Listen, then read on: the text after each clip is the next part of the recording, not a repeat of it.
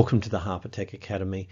I hope that you've watched the first two sandwich modules, and this is the final one. It's all about presentations, all about making these sandwiches look amazing, because we know they already taste amazing, and all of the elements that you'll need to know.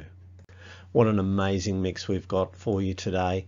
You're going to learn about the presentation, so using the correct plates and crockery. We're going to look at suitable garnishes that are just going to make your sandwiches amazing. And finally, design elements for visual presentation, and those little tips and tricks I'm going to give you to lift your sandwich presentation to another level. In any commercial kitchen, it's so important to choose the correct crockery or plates. They could be square, they could be rectangular, round, or they could be platters depending on how you're serving it. Remember that it's a good idea to keep a little bit of negative space so that the plate is large enough for the type of sandwich that you're actually presenting. Throughout the course, we're actually going to look at suitable garnishes, but let's actually look at the key elements. So when we're doing a garnish for sandwiches, we want it clean, fresh, colorful, and edible. Fresh herbs are a great way of actually presenting. Cut vegetables and carved in beautiful ways is also great. And using the shape and the positioning on the platters to make your stuff look beautiful.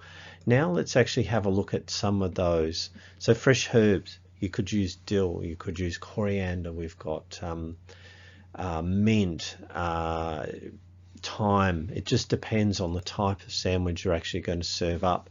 Shallot curls and little chili curls are a beautiful way to put on a platter to lift the color and the flavor.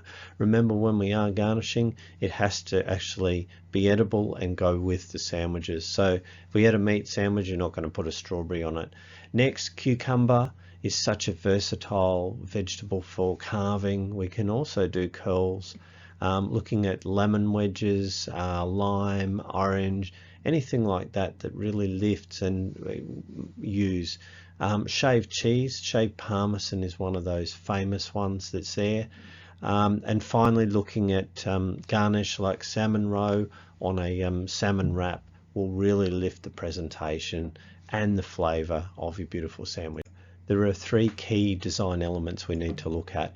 We're looking at the balance, color, and contrast for sandwiches. So let's have a look at a few examples. So first of all, balance is about the flavor. So here we have an open sandwich with sliced meat. We've got tomato, bit of spread on the bottom. You can see that we've got beautiful colors, so it really stands out, and that contrast. Looking at another one, we have a little salmon wrap here. Now, from a balance of flavors, you see the sour cream there, or cream cheese, rolled with the wrap. We've got the green of the spinach, we've got the salmon there, and a beautiful contrast in that dish.